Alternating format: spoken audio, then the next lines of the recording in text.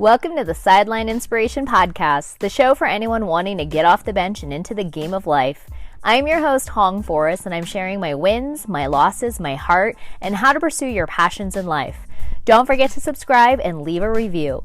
Let's go.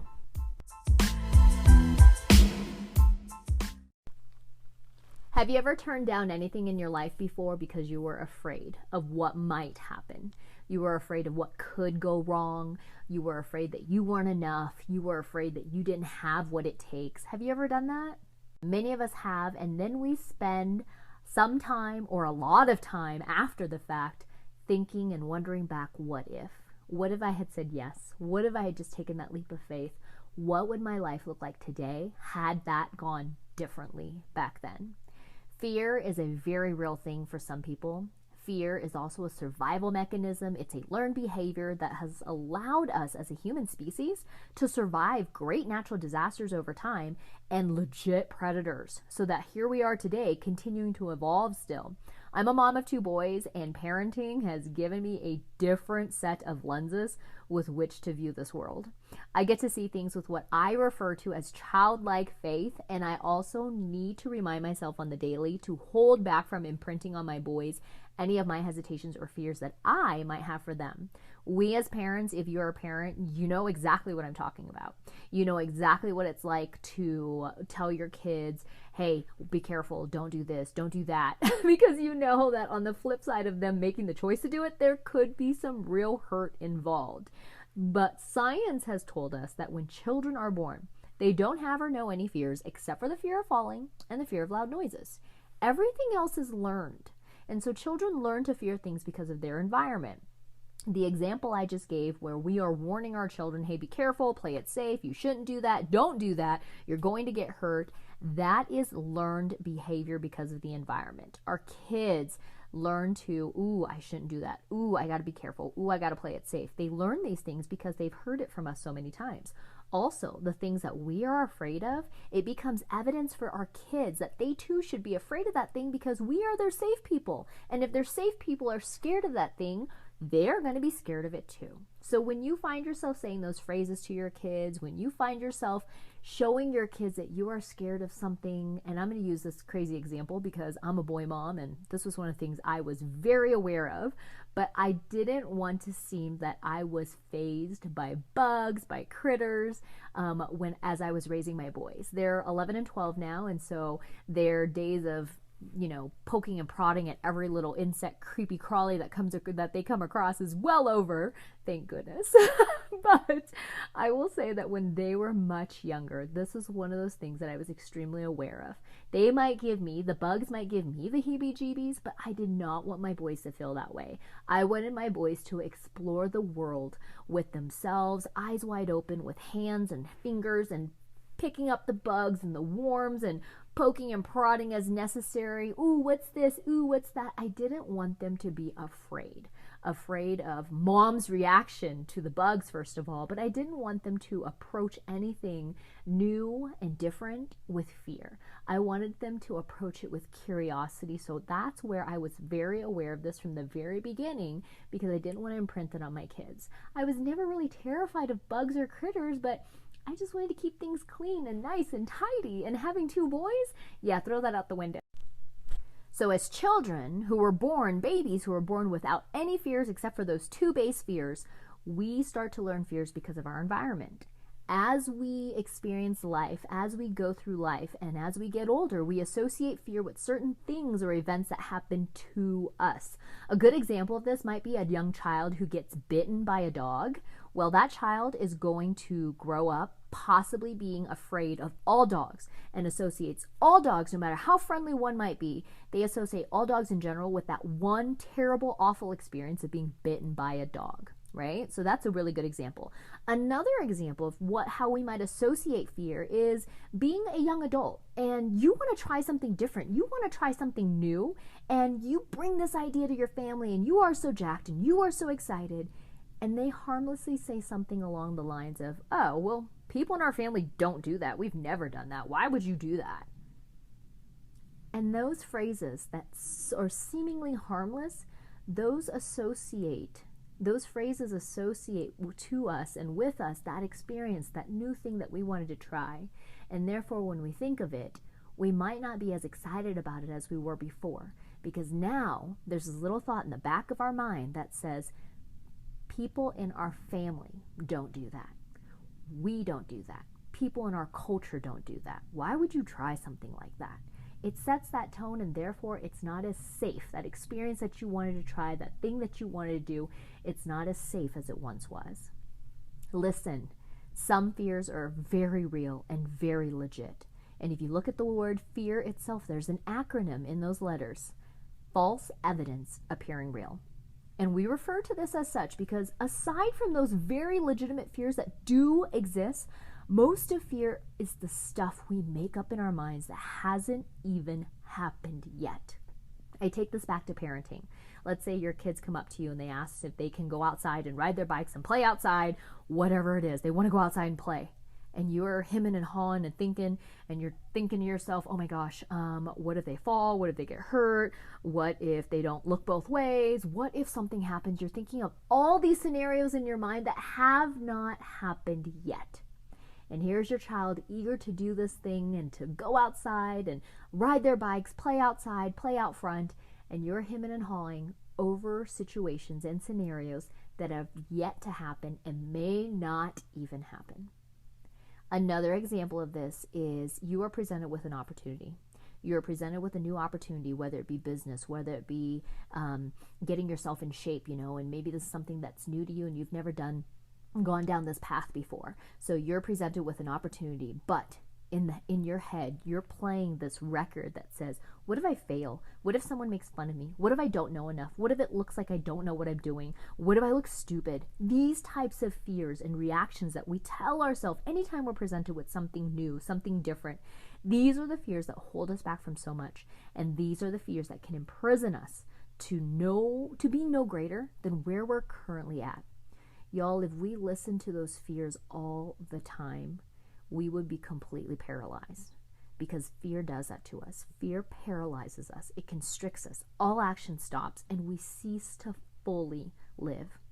When we fear something that's presented to us in multiple times, and we allow fear to kick in again and again and control the situation, our brains and our bodies will actually move to protect us, because now we are interpreting this thing, and our body and brain is signaling to us that this is actually dangerous.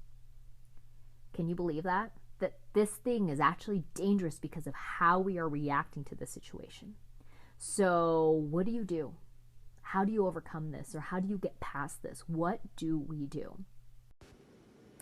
Have you ever found yourself thinking that you have a story and you'd love to share it with as many people as possible, but the idea of starting a podcast scares you?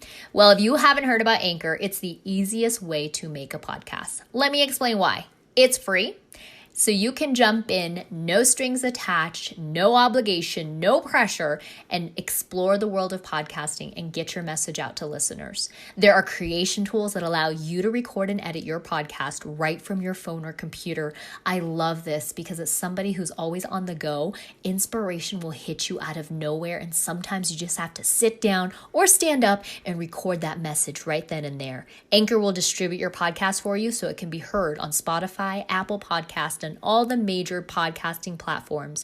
You can make money from your podcast with no minimum listenership either. It's everything you need to make a podcast in one place. So download the free Anchor app or go to anchor.fm to get started today. Well, maybe we don't ever really completely get rid of our fears. Maybe they still exist, but we learn how to conquer them by taking small action steps and doing the things despite the fears. I say this because I think it's really important to face your fears, to stand up to your fears and know that they exist, but you are curious enough to know what greatness is on the other side of fear, so you're willing to work through the fear. You're willing to move your feet despite the fear. The only thing that can help you overcome your fears is action. Staying paralyzed in fear is not going to keep you from, or is not going to allow you to become that greatest version of yourself. So whatever you're afraid of, do that very thing. So we know that fear paralyzes us. We know this personally through experience, or we know this because we just know this and we choose not to be paralyzed in fear. When you allow fear to dictate your actions, there is no action. We cease to fully live. And when we fear something again and again, our body and our brain actually move to protect us because somehow we're signaling, hey, this is dangerous. I need to be protected.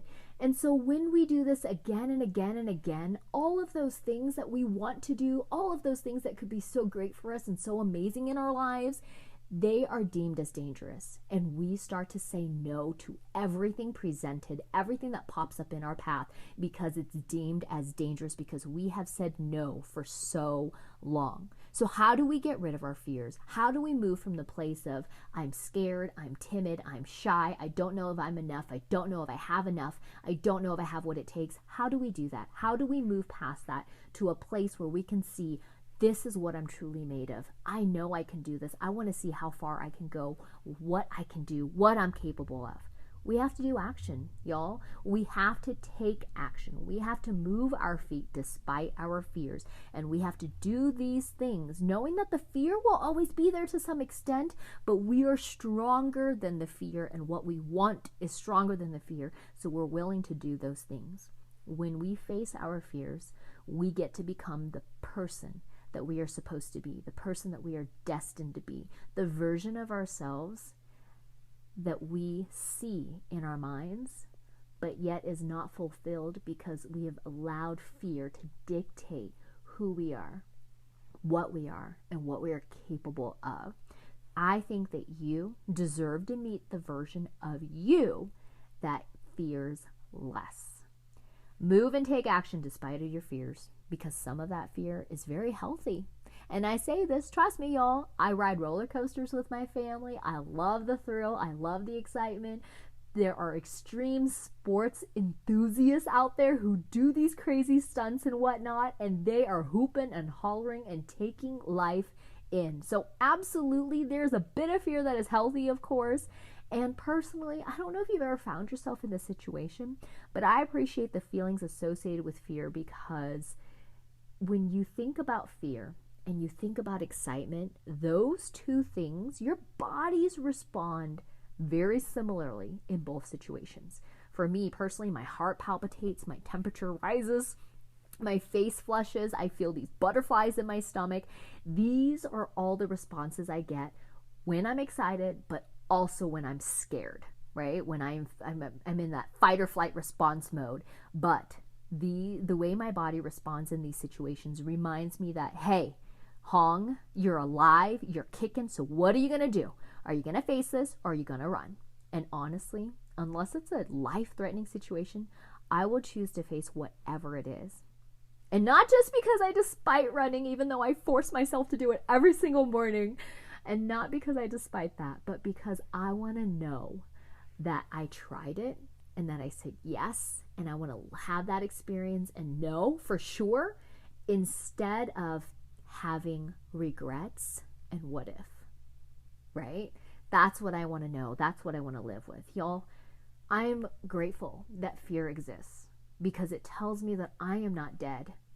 I am able to get up and be blessed with another day for every day that I'm able to have this gift of life, y'all.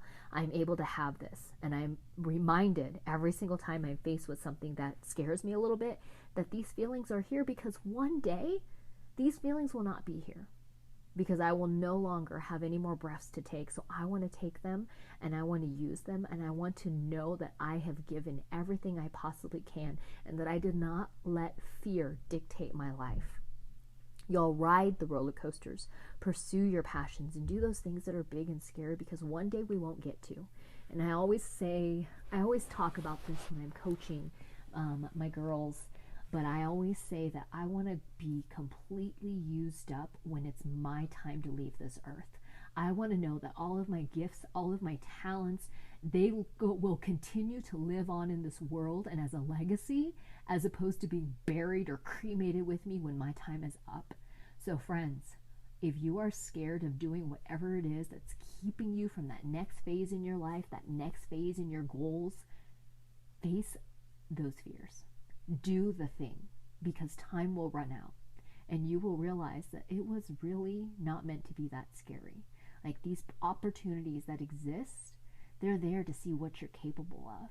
And the things that are running through your mind that tells you you are not enough, you don't have what it takes, that you are going to fail miserably, these are thoughts that run through a lot of people's spaces.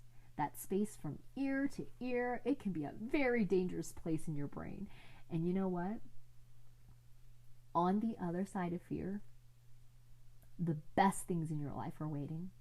And you don't have to live your life fearless. You just can't let fear stop you. You created it by thinking of all these scenarios, these what ifs, what could possibly happen. You created all of these fears, and you can choose to destroy those fears, but you can only do that with action. Action will always wipe out fear. Action will always say, hey, we're moving and we can't be paralyzed. We can't be paralyzed because analysis is paralysis. The more you spend thinking versus doing, you're going to be frozen in fear. So get up and move towards whatever it is that you want to do. Your goals are waiting for you to crush them. That version of yourself that you are waiting to meet, she or he is ready to meet you and say, hey, it's about time you met me here.